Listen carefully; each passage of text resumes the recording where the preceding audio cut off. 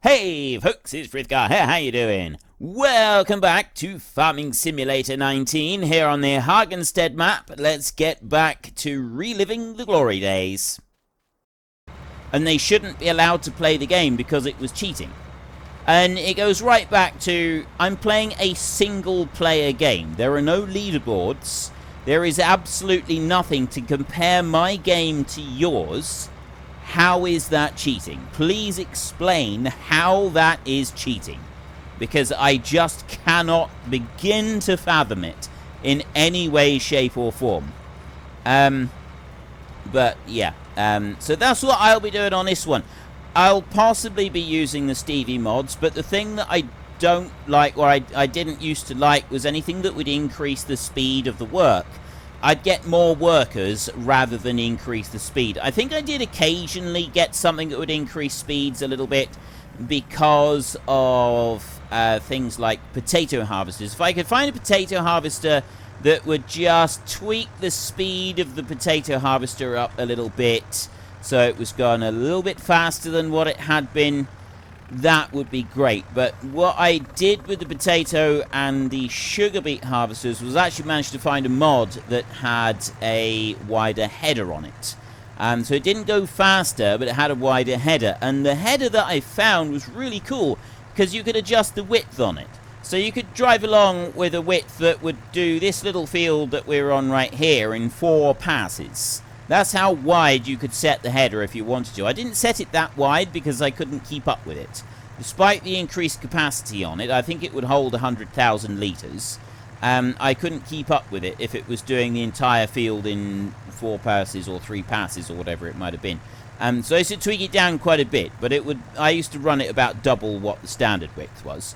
And I found that worked well. I had 3 harvesters in the fields, and I could keep up with them, and then I would end up sort of working my way right the way across the entire map with doing what I was doing.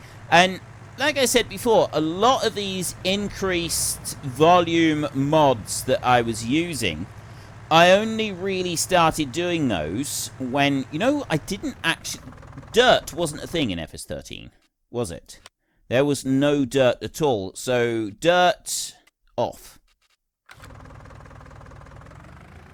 Now, that one's got dirt. That one there is already dirty, but surely if I don't do anything with it for a minute, is it gonna stay dirty or what? I don't know what's gonna happen with that one. I'll put it in the shed and I'll leave it there for a minute. And of course, because it's folded, I got to just dump it like that. And next up, we're going to go and we're going to get the... Oh, do I want to get the fertilizer spreader on? I'm actually thinking that what we could do is we could swap these 2 tractors over. I could run back and I could get the trailer. And we could start selling some of our grain. Right? Because at the moment, we got grain prices here.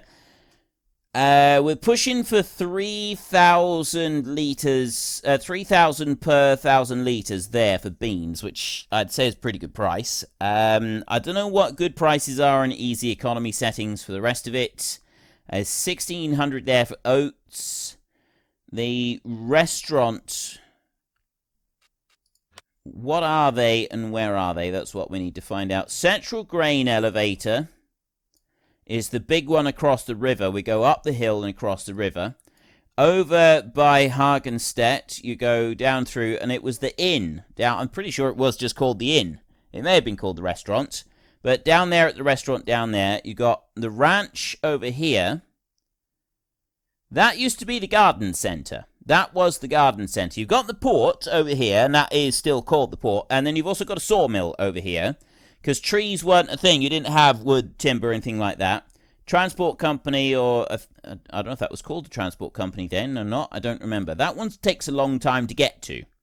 You got a bit of a trek to be able to get over to that one. Because you can't just come straight down here. There's a steep cliff down here. So we need to get down to the restaurant.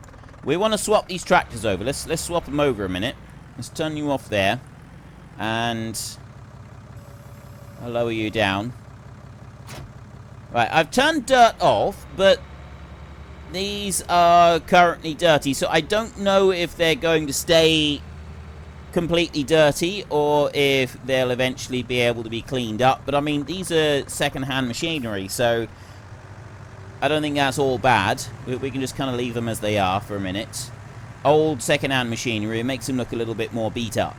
So whether or not we do decide to come back and do something different with those, I have no idea. We will wait and see on that one. Let's jump back in on there. And go up this way. Like that. And let's go. Keep planting wheat in our new long field. Excellent. That was, like, you would start off, you had the field of wheat, which was just this bit right here. The very first job that I would do, spent every time. And I think I restarted it 2, maybe 3 times. So, yeah, I don't remember exactly. But ploughing these 2 together was always an important one. I think I would do 1 harvest off of there and then plough them together. And then after that, this would, from that point, be treated as one big field. Okay, next up. Over to here. We'll run back down to the shop and we will go and get that trailer. As soon as we've picked up the trailer, we'll come back up and we'll get the beans. The beans look like they're getting a pretty decent price. Oh! You didn't have to worry about that in FS13 because, like I said before, cars, they didn't have any kind of collision, really. Like, if you drove into a car, the car would get pushed along, not you. If you had, I mean, the smaller machinery, the smaller tractors, it would sort of be 50-50. You'd struggle to move the cars. If you had a big, powerful truck, like I'd have a really powerful lorry. I had a road train mod that I'd found, and it had a really, really powerful lorry on the front of it. That one, I could go anywhere I wanted, and it would just push the cars out of the way. Like they would just on the bull bars on the front, the cars would just start to stack up. You could sometimes catapult the cars into the air and they would end up getting stuck on the truck and dragged around for a bit, and it was just great fun. It was absolute carnage is what it was. It was carnage. This, I am certain, didn't used to be this way round. I am absolutely certain it didn't used to be like this. I'm pretty sure that those used to be facing the other way. You didn't have them sort of facing that way. I could be wrong. I could very well be wrong on this. The only way I'll ever find out is if I buy a new copy of the game, because I did have the game, but it was on an old computer, and then the hard drive went perp. So, and perp is actually the technical term for it. I'm gonna need more than a single trailer full for this. There's 1 trailer load. Let's go and take this. And then we can come back and we can get some more. So, I gotta remember, is there actually a way down? I go out onto the road here. I don't think you can get through there. I don't remember now. Go and have a look. I don't think you can get past that building. I'm pretty sure that was steps. And I used to drive down there sometimes. And then you'd have to drive down the steps to get through. No, it's not steps. I thought there was something that was like blocking you from driving through there. Well, maybe you can get through there. Right. So I can get to the restaurant going down that way, or I can go along the road here, and I can go down between 2021 and go around that way and down, or I can go, instead of going up this way, go that way, back into town, and then down through and sort of follow the main road. I think we'll go up through that way, but I'll go this way here, so we can sort of take a bit more of a scenic route.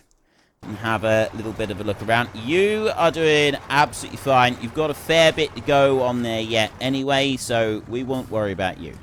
And what we will worry about is taking this one. So we're going to go up the road up this way, and we're going to do the scenic route. 10,750 litres of soybeans. And these are almost 3 grand per 1,000 litres. So we've got 30,000, I was going to say dollars, euros on board right here. It's a pretty decent quantity of beans that we're carrying. There's a pretty decent quantity of money is what we're carrying. You didn't have soybeans in this game. Soybeans, that was a new one. When were soybeans added? Sunflowers were FS17. Soybeans were at... No, soybeans... It was soybeans and sunflowers, wasn't it? I think it was soybeans and sunflowers were added in FS17. This one here, I'm pretty sure FS13 had the addition of sugar beet. I think that was new for FS13. FS15 had a new... No, maybe soybeans were 15. I don't remember now. I really don't remember. 15 had forestry added. Maybe it didn't have any extra crops because they put the they did the forestry, so they didn't worry about extra crops. And then we had sunflowers and soybeans added in 17, and then for 19, oh, and we had sugarcane added later on in 17, didn't we? So I want to overload the soybeans into here. We had the sugarcane added later on, and then what did we get? After that, at 17, we had the we had a few bits and pieces in there. 29,703 euros right there. There's some decent income already, and we haven't really done anything yet. I'm liking this. We've got more soybeans that we can go and do. We'll run up this way. We'll go past the BGA. We can have a look in there. Yeah, we had... soybeans and sunflowers, I think those were added in FS17. Both of the crops. Pretty sure they were. So what was added in... maybe there wasn't any crops added in 15. You definitely didn't have soybeans in this one. Soybeans definitely didn't exist in this one. Neither did the sunflowers. So both the crops that I'm looking at right here weren't actually here. You had... and you didn't have oats either. That's new for 19.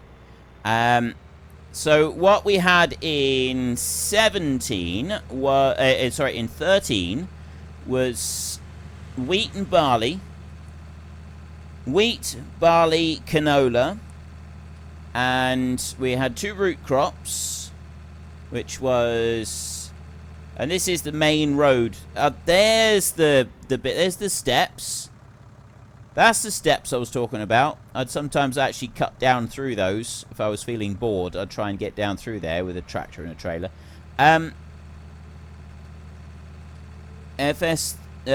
We had wheat, barley, canola, corn, or maize, and we had the 2 root crops, potatoes and sugar beet. That's what we had. We had 4 cereals, and then 2 root crops. And we got a whole load more of them now. There's a lot more now. We've got a lot more variety available now. But that's what we had to start with. And we would sort of deal with that. And then... how would I do it? I didn't bother with crop rotate. Well, I sort of did do crop rotation, but I didn't do crop variety on the farm. There was no crop variety. I didn't bother mixing up the crops in any way, shape, or form. There was none of that. Now, I think what I would like is a vehicle inspector mod so that I can see the percentages. And I did used to have one of those. There was one, and I've got one. I was using it in the last series. So I will activate that one before I do more recording. And then that puts the vehicle percentages up there. Right, I got another 5,000 litres of beans. Yeah, sunflowers, oats, and beans. I'm pretty sure they weren't there at all, were they? Not that it really matters. It doesn't matter in the slightest. Cotton is new. Sugarcane is new from back in those good old days. Now, am I going to want to try and sell anything else? I mean, 2,500 right there for sunflowers. That seems pretty reasonable. So I'm thinking another trip down there with the beans, 2,955. Then we do some sunflowers. 1,700 doesn't seem like enough for those. I think that's going to go higher. And we can watch these down here. I'm probably not going to do much in the way of oats either, so I suppose we could go and sell the oats, although I'm thinking that we'll keep an eye on them. 1,300 there, 1,600 there. We'll watch them. Sunflowers, 2.5. Sunflowers and bee. We're going to do 2 more trips. We're going to do 2 more trips, just for now. We get the rest of the beans. So another half a load, and then we will sell sunflowers as well, and we'll sell all of that down there at the restaurant. And as soon as we've done that, we can then come back up, and there's nothing else that we need to do at the moment. So let's cover that one over and get back down to the bottom. Our tractor is doing a grand job in the field in here. They're steady. They are. Let's have a look in here. Let's have a look in the map a second. Soil composition, fruit types. Yeah, you can see here that they've done most of it now. I don't know what percentage they're on. Still 59% on seed, so we've got plenty of seed on here. We'll switch it over to the helper buying the seed probably fairly soon. We don't need to worry about it for a minute, so we'll still have the seed being filled up from time to time, but and then we'll switch it over. And then all we got to do is we'll have to get the 2 coats of fertilizer. We'll get a coat of fertilizer on, and then we've got to wait for a growth stage and then get some more on. And then we can come up here and get started with the combine. The only other thing we're going to want is some way to get the straw off the field. And what I used to do was I would get a forage wagon, and I would use forage wagon to do that bit. So I'd have forage wagon getting the straw up and taking that into the barn that you sell. That's right in the yard on the farm. It's right there close by. And then as soon as I've sold all of that, you don't get a lot of money for it, but you do get some. And then eventually I would sort of work my way up towards a baler, and I used to think that was a lot of fun, being able to build up towards a baler. Always you'd come round this corner and you'd end up wrapping yourself round a car. Always you would also do what I've just done here, which is turn too soon and come down the narrow part of town and then come down this way. I'd do that just about every time I came through town. It was rare that I didn't, and I actually went the correct way. This is why we needed a fast tractor as well. This is why we want a truck that will go at a reasonable speed. Because when you come to sell your grains in this game, you do have to cover some fairly substantial distances. Because the sell points are what I always thought was quite realistic for maps. Quite spread out. Something I'm always a little bit disappointed with is when I come to a new map and the sell points are all really, really close together. I'm always a bit disappointed with that. Every single time I see it. It's something that just disappoints me a little bit. I always feel a little bit let down when I find all the sell points are right next to each other. It's just, I don't know what it is. There's just something that is just really disappointing by that, about that. You know, the sell points should all be separate, like spread out, like this one is. You're not going to have 6 places, or, well, 3 places, whatever, however many places. You're not going to have them all right next to each other, buying your crop and paying widely different prices for them as well. It's just not going to happen. So having a map where they're all spread out, we got to go all the way down to the docks for some things. You come here to the restaurant, and generally what you found in FS13 was that cereal, certainly the oilseed rape, the canola, the best price you would always, the best price you would get for that one would be at the inn, at the restaurant there that we've just gone to. That was always the best price, without a doubt. Wheat, you would often get a good price there, but I think the central grain elevator was also very good for wheat and barley as well. Barley down the inn was particularly good. I think, you know, obviously you have that for the brewing. when it came to root crops, potatoes, you could get those sold at the inn, and I think maybe the train station used to occasionally have a good price of potatoes. The train station, you didn't take stuff there very often, though. And the port would occasionally have good prices for some of them, but you didn't take stuff there very often either. Although I found sugar beet was almost always, I was selling that at the port. Sugar beet always seemed to be sold at the port rather than anywhere else. There's something about that one. I think that was just kind of like the one that was just going to offer the best price for the sugar beet. Or whether that was the only one, like there was only like a couple of them that would take the sugar beet. I genuinely don't remember now. I just remember taking large quantities of sugar beet all the way down to the port with the truck that I had at the time, and I used to think that it was really quite cool. I used to really enjoy that, because you really felt like you were accomplishing something. Because I mean, if you have a look at the map here, we're going here, we're having to go down here through town, we go along here, and then we could drive right the way down through town, all the way along there and up, and then we get to the restaurant, which is over here, right? So we're going all of this way. We're going all the way around here, down through town, along there to the restaurant, and then we're just looping back and back up through. To get to the port, though, you come along here, through town, and then you've got to go all the way down here, along this main road, and then you've got a big long run down through here. Garden Centre. There was one or two that used to sell at the garden centre. You'd get a good price in their occasion. I think that was a bit more random.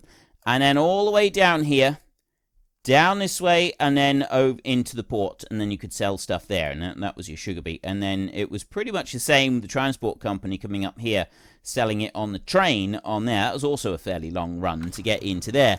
And I seem to remember that being mostly root crops that you would take all the way down there. I don't remember taking other stuff than root crops all the way down there. I'm sure I did. It was a very long time ago. So, you know, FS15, I remember taking crops all over the place. And FS15 had particularly good prices for certain things. Like there were certain things that you would get good prices on, and there were certain things that weren't quite so good. So remember here, you leave the really wide road, and you've got to take the narrow road down here. So if you're actually running a road train, it is better to take the first road and then try and get across on that bit right there was always the good point to cross over. Town, I used to love driving through town because of the uneven road. And it was uneven like this. And I used to think that was like a really cool little detail, and like the graphics of the game is so different compared to what the graphics of the game are now. So much poorer graphics. But I used to just think that the uneven terrain going through the town, like the old streets, the old cobbles and that, just felt a little bit more real when you were driving through. There was something about that. It just added a little bit more real to it all. And that was also something that I really, really loved about this. And yeah, this is the map that caused me to fall in love with Farming Simulator. This map right here. And this is kind of what I wanted to show you all, was the different aspects of this map and the things that I used to do that really made me fall in love with this game. Because it wasn't just about the map. It wasn't just about, here's this game that you play, you have to do it like this.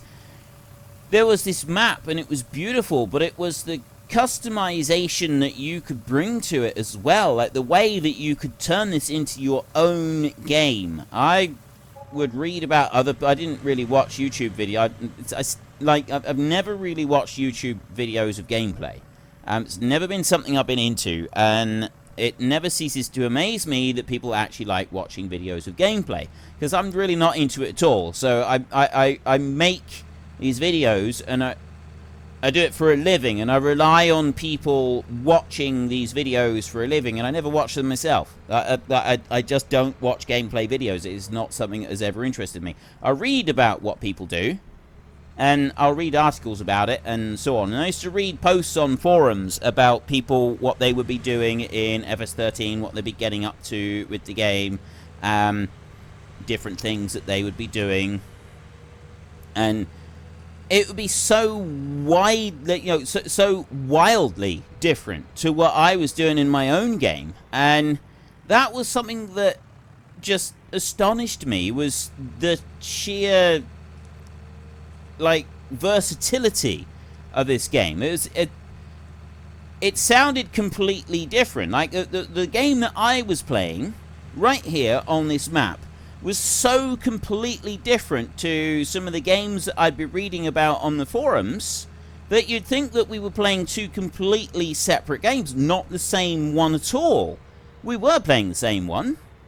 And that was one of the things that I really, truly fell in love with about this game, was that amazing versatility and how much you can change it and make it yours, rather than just a soulless, everyone has the same experience. And that's something that I love about Farming Simulator to this day. And yes, there are controversial changes that have been made to the game. And yes, there are things that have been done that a lot of people don't like, but you still have that underlying essence of, this is the game, now make it yours. It's not a, this is the game, this is how you play.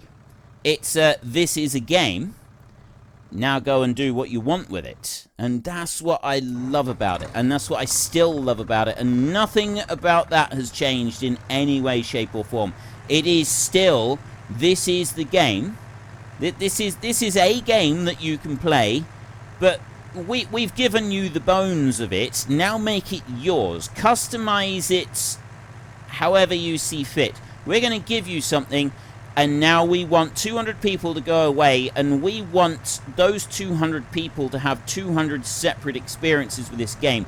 We don't want, out of those 200 people, we want 200 different experiences with the game. Because a lot of games are built to give everybody the same experience, aren't they? Right? Everybody goes and plays the game, and then they come back a little bit later, and they all, so you got 200 people who played the game, and you've got maybe 2 separate experiences that have been had across the 200 people. In Farming Simulator, you can have 200 people play the game, and they all come back, and you've got 200 different experiences, different stories about the game, and that is what I love about it. That is the thing that captured me right from the beginning, because I've got nobody standing over me saying, that's how it's done. That's how it's done there. You've got to do this. You've got to do it like that. Now, don't get me wrong, there are games that I do like doing that in, but there was something that, like, farming is very much an activity where you don't do that anyway, right? That's not part of farming. Farming, you don't have, this is how it's done. You have 200 farmers go and plant a field of wheat. You'll have 200 different ways that field of wheat was planted. 200 different experiences depending on the terrain, depending on their own personal experience, depending on the machinery they're using, depending on 100 different variables.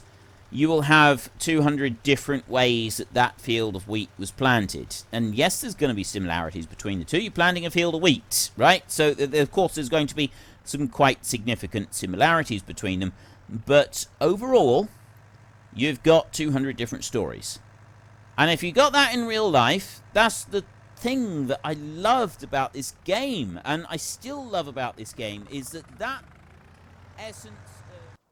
I think we've relived enough glory days just for a moment. We're going to take a breather. We're going to have a little bite to eat. And then we can get back to it, nice and refreshed, and relive a few more glory days. There should be some names coming up right now that you can have a look at. It's names of people who are in the Great Book of Names, people who have supported this channel, and I thank you from the bottom of my heart. So if you've enjoyed this episode, then please head down below and give us a like. And if you really enjoyed it, then please tell your friends all about me. Get them to come and watch as well. That would be awesome. And until next time, thank you very much for watching. This is Frithgar. Goodbye, and see you later.